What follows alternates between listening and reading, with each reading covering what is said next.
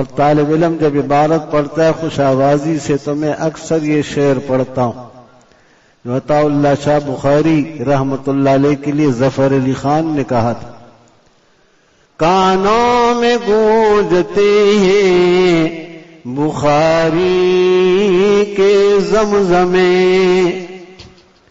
کانوں میں گونجتے ہیں بخاری کے زمزمے، اور بلبل چہک رہا ہے ریاض رسول میں۔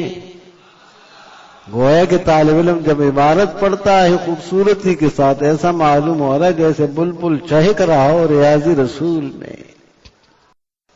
اہل الحدیث ہم اہل النبی وان لم يصحبوا نفسه انفاسه صحبوا، کا جو حدیث والے ہیں یہ اہل اللہ ہیں اور حضور علیہ السلام کے صحابیت کا شرف ان کو ملتا ہے۔ اہل الحدیث ہم اہل النبی وان لم يصحبوا نفسه انفاسه صحبوا، آپ کی ذات کی صحبت حاصل نہیں ہے لیکن آپ کے انفاس قدسیہ کی صحبت حاصل ہے ہر پڑھنے والے کو۔ مولانا ضیاء القاسمی رحمہ اللہ اپنی تقاریر کے اندر مولانا روم سے ایک قصہ نقل کرتے تھے کہ فاطمہ اور عائشہ کا آپس میں ایک دن مناظرہ ہوا کہ تم افضل ہو یا میں افضل۔ تو پہلے فاطمہ نے دلائل پیش کیے، پھر عائشہ صدیقہ نے دلائل پیش کیے۔ حضرت فاطمہ نے فرمایا، گفت اے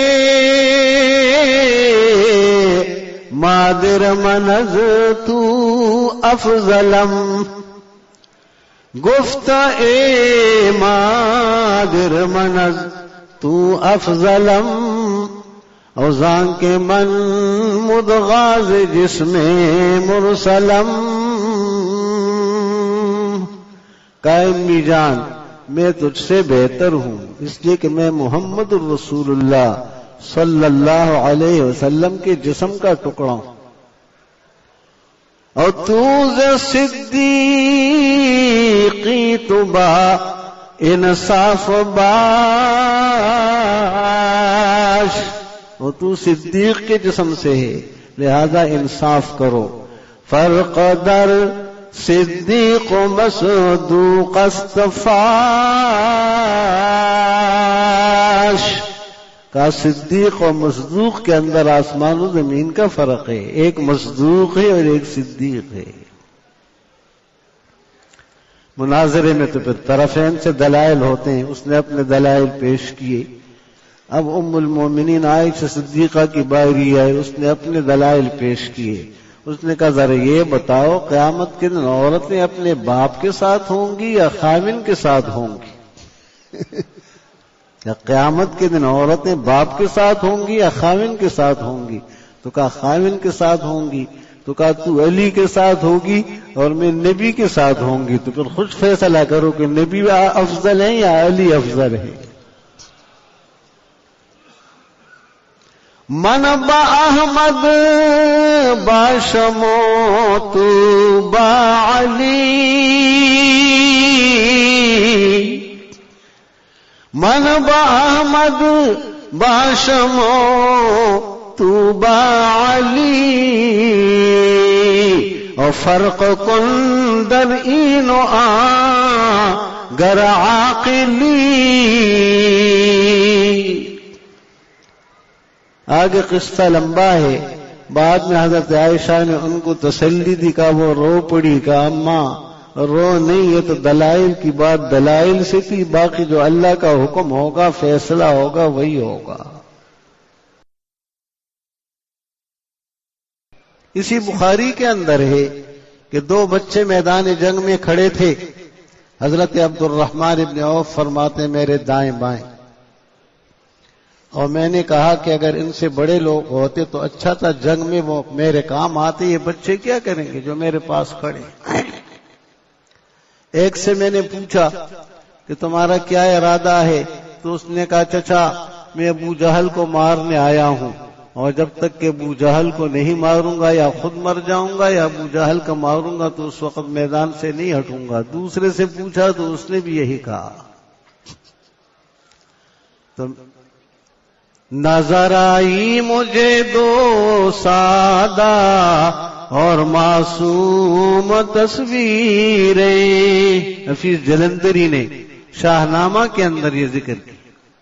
نظر آئی مجھے دو سادہ اور معصوم تصویریں، نہایت سادہ مگر دونوں کے ہاتھوں میں تھی شمشیریں۔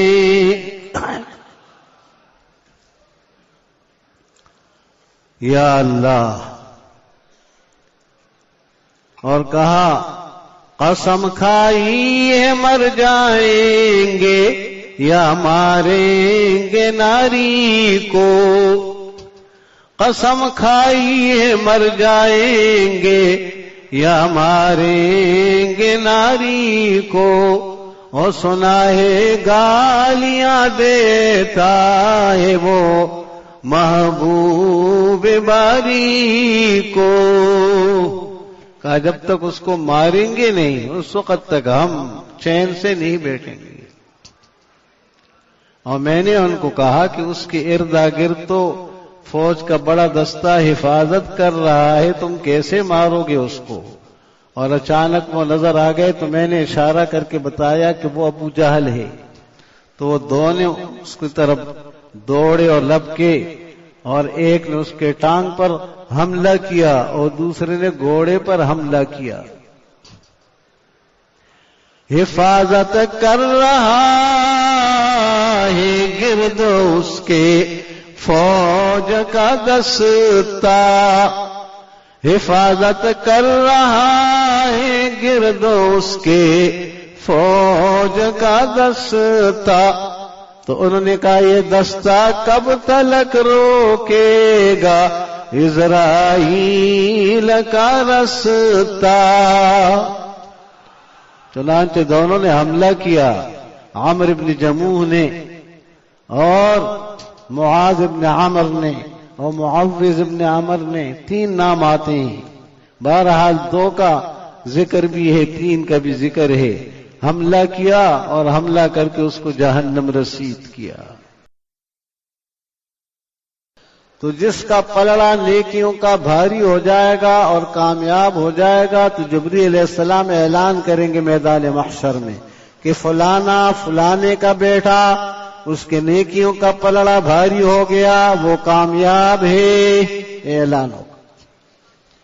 اور جس کے نیکیوں کا پلڑا کم ہو جائے گا تو پھر وہ اعلان کرے گا فلانا فلانے کا بیٹا وہ ناکام ہے۔ تو اصل کامیابی اور ناکامی وہ وہاں کی ہے۔ بڑا سخت دن۔ میں اس موقع پر اقبال کا وہ شعر بھی پیش کرتا ہوں جو اس ترازو سے اور حساب سے ڈر رہا ہے۔ اقبال کہتا ہے تو غنی از ہر دو عالم، تو غنی از ہر دو عالم من فقیر، آپ دونوں عالم سے مستغنی ہیں لیکن میں ہوں محتاج۔ اور روز محشر عذر ہے من پذیر،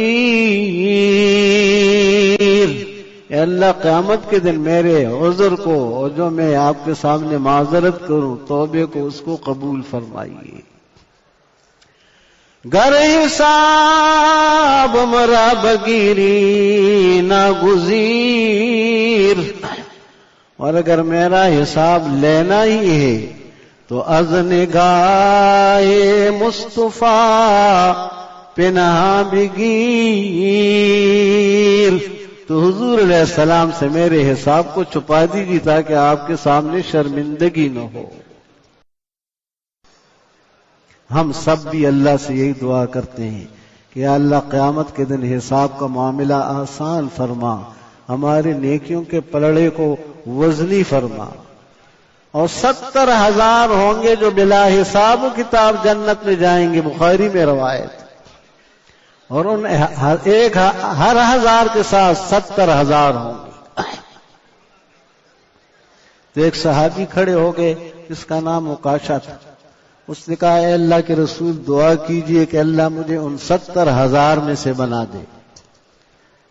تو پیغمبر تھے، منہ سے جو بات نکلتی تھی وہ قبول ہوتی تھی۔ اس موقع پر میں مولانا روم کا یہ شعر پڑھتا ہوں: گفتہ او گفتہ اللہ بواد او گرچہ از حلقوم عبداللہ بواد۔ آپ کا کہا ہوا وہ اللہ کا کہا ہوا ہے۔ مولانا روم تو اولیاء کے لیے کہہ رہے ہیں، لیکن میں تو نبی کے لیے کہہ رہا ہوں، اور نبی الانبیاء کے لیے کہہ رہا ہوں کہ آپ کی زبان سے جو بات نکلتی تھی وہ کیا ہوتی تھی؟ اللہ کی بات ہوتی تھی۔ آپ نے فرمایا ٹھیک ہے، تو بس وہ عکاشہ کیا ہو گئے؟ ان 70,000 میں سے ہو گئے۔ اس موقع پر میں ایک لطیفہ بھی ذکر کرتا ہوں کہ ایک بھکاری تھا، وہ 5 نمبر بس میں واٹر پمپ میں چڑھتا تھا اور ایک شعر پڑھتا تھا۔ وہ شعر مجھے اچانک یاد آ جاتا ہے اور طالب علموں کو سناتا ہوں، آپ کو بھی سنا دیتا ہوں۔ سناؤں؟ وہ نابینا ہاتھ پھیلاتا تھا اور بھیک مانگتا تھا اور یہ شعر پڑھتا تھا: کسی کو بھیک در در کی، کسی کو تاج سلطانی، اور کسی کو بھیک در در کی، کسی کو تاج سلطانی، کسی کو بھیک در در کی، اور میرے مولا تیری مرضی جدھر چاہے ادھر کر دے۔ عکاشہ کو 70,000 میں کر دیا، یعنی اشارہ کر دیا تو کیا ہو گیا؟ وہ 70,000 میں سے ہو گیا۔ دوسرے نے کہا، وہ بھی کھڑا ہو گیا، اس نے کہا میرے لیے بھی دعا کیجئے میں بھی 70,000 میں سے ہو جاؤں۔ تو فرمایا سبقک بہا عکاشہ، یہ تو عکاشہ نمبر لے گیا۔ پھر تو ہر ایک کھڑا ہوگا، وہ کہے گا مجھے اس میں سے کر دو۔ حضور کے مسکرانے پر میں اکثر طلباء کو یہ شعر سناتا ہوں: باغ جنت میں محمد مسکراتے جائیں گے، باغ جنت میں محمد صلی اللہ علیہ وسلم مسکراتے جائیں گے، اور پھول رحمت کے گریں گے اور ہم اٹھاتے جائیں گے، اور پھول رحمت کے گریں گے ہم اٹھاتے جائیں گے۔ نہ گھبراؤ مسلمانوں خدا کی شان باقی ہے، نہ گھبراؤ مسلمانوں خدا کی شان باقی ہے، ابھی اسلام باقی ہے، ابھی قرآن باقی ہے۔ اور حضرت عبداللہ درخواستی رحمت اللہ علیہ اپنے مواعظ میں ایک شعر پڑھا کرتے تھے: ما ہرچ خواندیم فراموش کر گئیم، ما ہرچ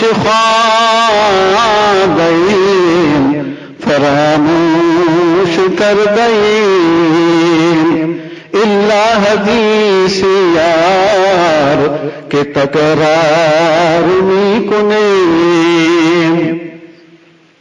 حدیث یار سے مراد حدیثیں ہیں کہ جب حدیث کا طالب علم اور استاد بیٹھتا ہے تو صبح سے شام تک وہ کہتے قال رسول اللہ صلی اللہ علیہ وسلم، قال رسول اللہ صلی اللہ علیہ وسلم۔ صبح سے شام تک نبی کریم علیہ السلام پر درود بھیجے جاتے ہیں اور آپ کے در اقدس کے اندر صلاۃ السلام پیش کیا جاتا ہے۔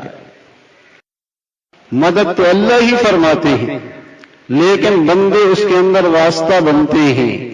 کبھی وہ روحانی لوگ ہوتے ہیں، کبھی ظاہراً ہوتے ہیں، کبھی باطناً ہوتے ہیں، اور دینا اس کی فقط ایک ذریعہ انسان، اور اور دین اس کی فقط ایک ذریعہ انسان، اور دست انسان سے انسان کو خدا دیتا ہے۔ اور شیخ کبھی یہ شعر بھی پڑھتے تھے، جو طلب میں نے کیا آپ نے عنایت سے دیا، جو طلب میں نے کیا آپ نے عنایت سے دیا، اور تیرے قربان میرے ناز اٹھانے والے۔ اور کبھی یہ شعر پڑھتے تھے، بن کے بندہ جو اسے دل سے صدا دیتا ہے، اور بن کے بندہ جو اسے دل سے صدا دیتا ہے، اس کا ہر کام خدا جلد بنا دیتا ہے۔ ایک مرتبہ وفاق کے اجلاس میں ملتان کے اندر میں ساتھ تھا تو یہ شعر پڑھا، چمن میں تلخ نوائی میری گوارا کر، چمن میں تلخ نوائی میرے گوارا کر، کہ ظاہر بھی کبھی دیتا ہے کان تریاقی۔ ایسے عجیب و غریب اشعار موقع المحل سے پڑھتے تھے کہ انسان حیران ہو جاتا تھا۔ پڑھنے والوں کے دلوں میں بھی محبت ہوگی جتنی زیادہ تو اتنا ہی فائدہ ہوگا۔ چنانچہ وہ مشہور شعر ہے، بے درد و محبت کے جو پڑھتے ہیں بخاری، بے درد و محبت کے جو پڑھتے ہیں بخاری، آتا ہے بخار ان کو بخاری نہیں آتی۔ بخار تو آ جاتا لیکن بخاری کی بھی عشق و محبت کی۔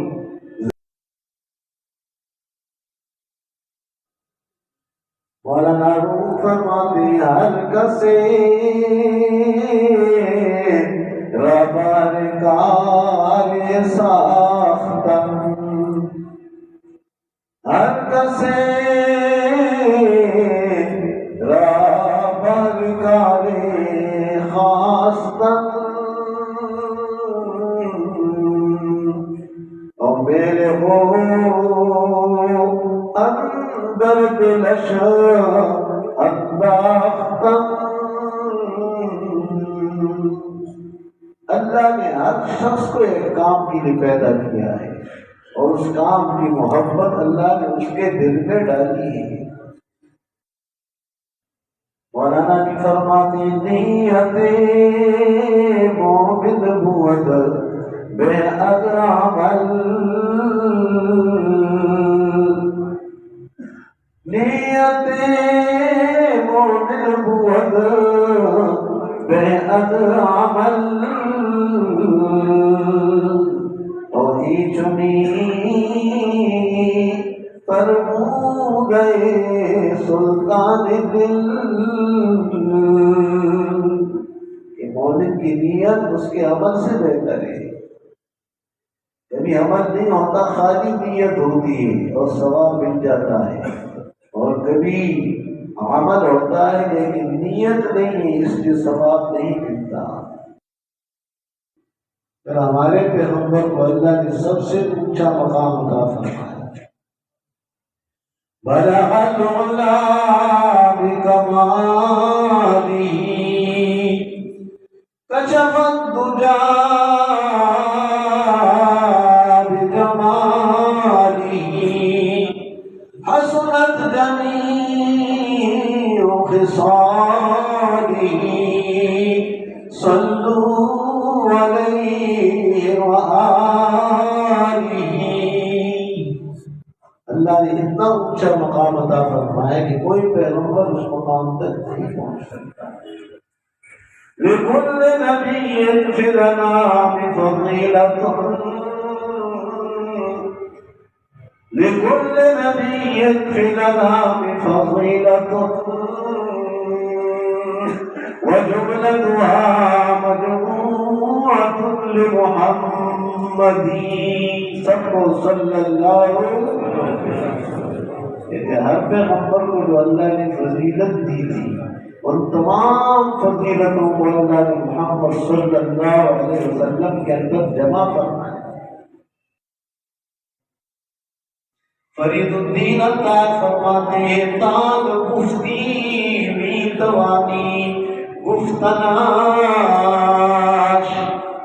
تان گفتی میتوانی گفتناش، اور چوب گفتی کے تمام بن گفتناش۔ جب تک تم نے بات نہیں کہی اور تمہارے کنٹرول میں دو ہونٹوں کے بیچ میں تمہیں ہر وقت خیال ہے کہ وہ بولو، لیکن وہ جب بات اپنے منہ سے نکال کے تمہارے کنٹرول سے نکل گئی، اب جس کے سامنے بات کی بھائی صاحب نے تو آپ کو بتا دیا، خدا کی نعمت سے ترس رہی تھی تیرے دین کو جو مدت سے، ترس رہی تھی تیری دین کو جو مدت سے، وہ بے قرار نگاہیں صدا وہ کہتی ہیں، وہ آئے ہمارے گھر میں خدا کی قدرت رہے، کبھی ہم ان کو کبھی اپنے گھر کو دیکھتے ہیں،